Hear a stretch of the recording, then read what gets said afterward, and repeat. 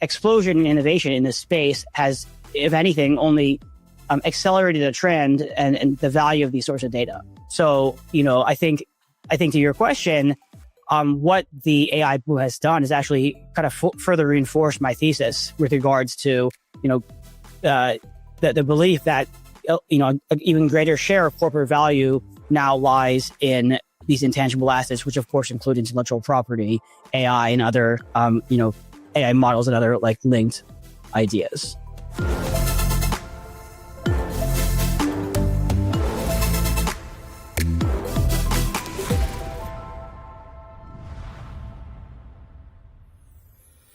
All right, well, it's the holidays, and I'm officially going to be spoiling one of you. I'm giving away this duffel bag packed with a bunch of our signature Few Crew branded merch that has all the inside jokey slang that you only get if you actually get it. So what's inside? Well, a men's What Up Glitches hoodie, an exquisite hoodie for her, and a few other things to take you from I think I get it, to Few Crew certified. Now, if you want in, here's the deal. You have to follow at Lead Like Report on X. Follow me, Mela_Schaefer on X. Subscribe to Lead Like Media on YouTube and like and share this video. You do that and boom, you're entered. No gimmicks, no funnels, and no nonsense. One winner gets the whole package. The rest of you stay f***ed until next year. Happy holidays from the Few Crew. I'm your host, Melanie Schaefer. Welcome to Lead Like Live. Now, AI investment is still accelerating, but the conversation is starting to shift. Governments are debating rules around AI accountability and model oversight, while economists question how quickly AI actually feeds through to productivity and growth. At the same time, markets continue to reward a narrow group of companies most exposed to AI CapEx and data advantages.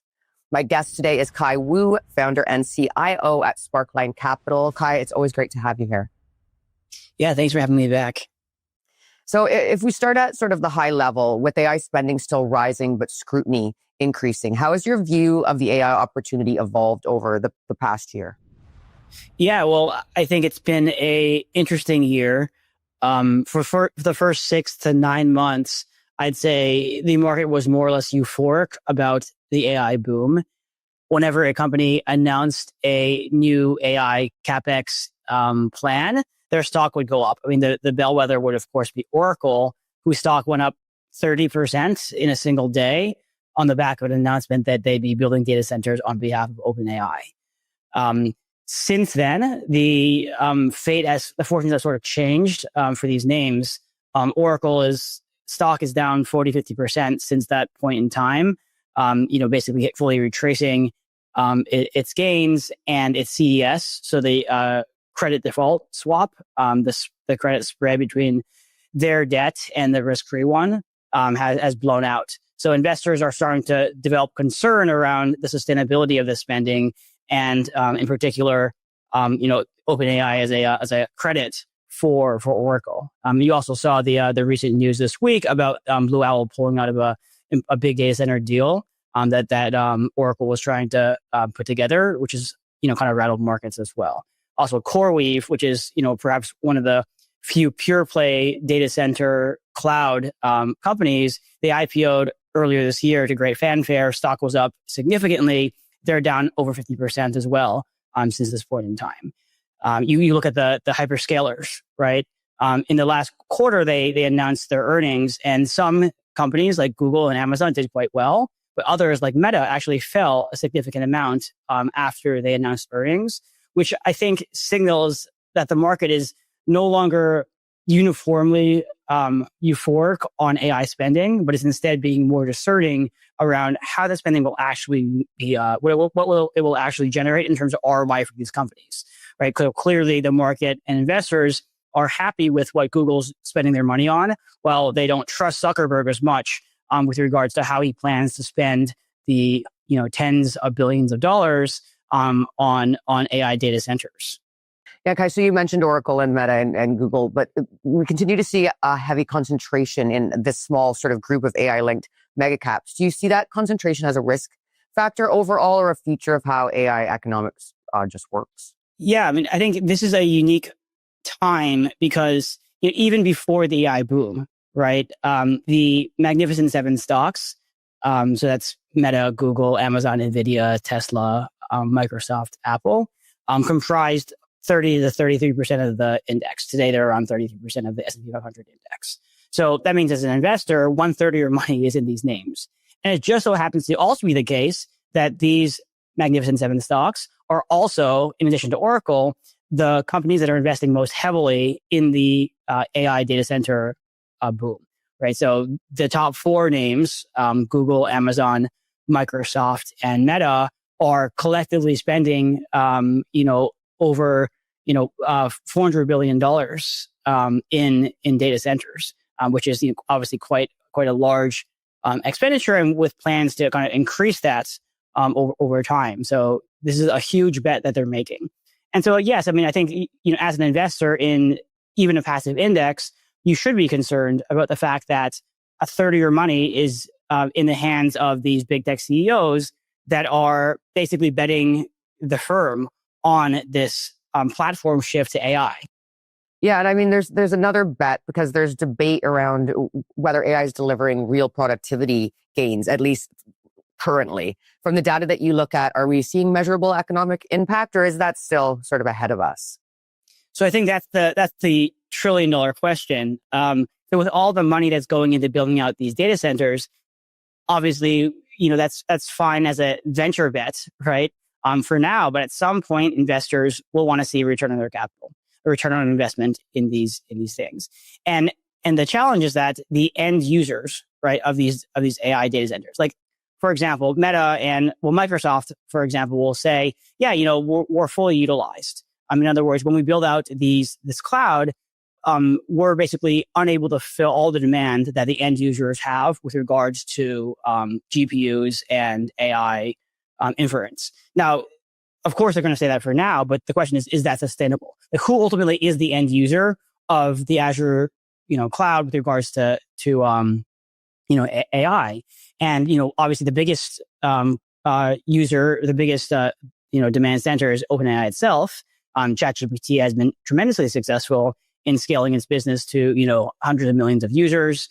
We have Anthropic and the other AI model platforms, as well as, a few Cursor and other companies that could be considered wrappers around that. Now, the problem is that this whole complex of companies has revenues on the order of $20 to $40 billion. I think it was one of the consultant companies that estimated that in order to generate a sustainable ROI a reasonable ROI on the data center investments, revenues for kind of pure AI applications would have to reach around $2 trillion on an annual basis in 5 years, right? So from now to 5 years from now, we effectively need 100x the amount of revenue that we earn on kind of pure AI applications, right? And that may be sustainable, but that's the big question, which is, will we actually be able to do that? Now, we've seen we've seen both kind of good and bad data on the side. To be honest, it's probably still too early to tell whether or not this will transpire. ChatGPT, for example, despite now being 3 years into existence and having, scaled its free service tremendously, only about 5 percentage points or so of their users are actually monetizing, or actually paying for their service. And we also, hear mixed reports around, is the enterprise actually adopting and using AI and finding it to be valuable in their processes. Now, to be fair, enterprise adoption is slow to begin with, whether AI or any form of technology. So again, that may be still too soon to tell. But I think that'll be the big test for markets as we, turn the page to 2026. Are the, Fortune 500 companies, these enterprise customers actually finding value in AI, and are they willing to pay for it? If the answer is yes, then perhaps the AI boom will continue. And if the answer is no, then, we may see pain ahead.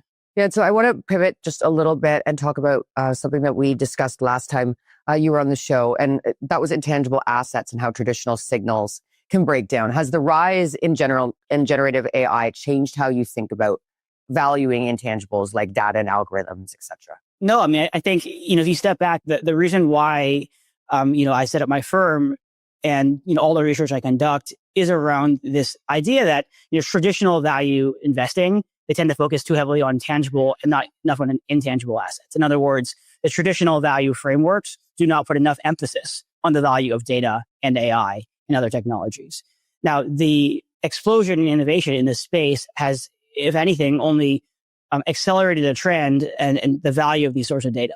So, I think to your question, what the AI boom has done is actually kind of further reinforced my thesis with regards to, the belief that, an even greater share of corporate value now lies in these intangible assets, which of course include intellectual property, AI, and other, AI models and other like linked ideas. Yeah, and we've talked a little bit about the risk involved, but for investors who are trying to position across the AI adoption curve, where do you think expectations are the most stretched, which you've kind of touched upon, but where might the market still be underestimating change?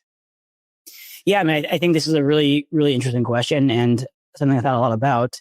If you step back, I went back, one of my early research papers went back to the dot-com boom. And I said, if you had a crystal ball and you wanted to play the dot-com boom perfectly, how would you have done that? Well, what you would have done is in the kind of mid 90s, you would have invested in the highest beta names, the kind of infrastructure players of the time. That includes telecoms, which are basically the same as the hyperscalers. They're investing the money into the CapEx to build out fiber optic cables, which are analogous to data centers today. You would have invested in Cisco, which is basically the NVIDIA of the day, right? Selling picks and shovels to the data center builders or the fiber optic, the telecoms. Those stocks would have done the best early on. But then there would have reached a time period where these names would have gone up so much that their valuations became stretched, right? Cisco was trading, it was one of the biggest stocks in the stock market and traded at, very elevated multiples, by 2000. So at that point in time, again, with a crystal ball, the correct thing to have done would have been to rotate away into less overvalued names. Now, one thing you could have done would have been to sell everything and just go bury your head into non-internet related stocks, which, may have worked, tactically, but obviously would mean that you're kind of giving up on the internet revolution. You're kind of not benefiting from the technological tailwinds. So what you could have done instead would have been to invest in internet adopters, right? So these are the companies that stood to benefit from the rise of the internet, yet weren't themselves making huge risky capital expenditures into the fiber optic build out, nor were they trading at excessive .com style valuations. So not the pets.coms of the day. So these you think of these as kind of the early adopters within like the old economy or, more traditional businesses that are just implementing internet.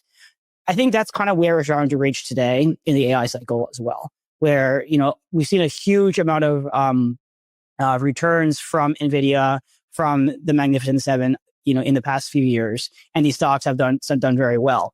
I think now is the time to start thinking about how, the next cycle might play out, right? The adopters of AI, which, as I mentioned, it was still early. There have been a few companies that have reported earnings, like C.H. Robinson is a good example, that have, done really well. Their stocks have done really well on the back of, alleged AI improvements in their businesses.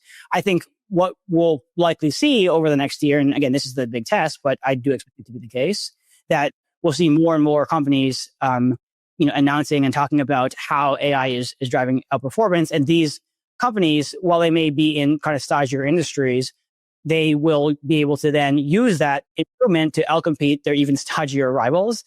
So I think, and these companies trade at, basically no premium to the market. So you're getting kind of free AI exposure, so to speak.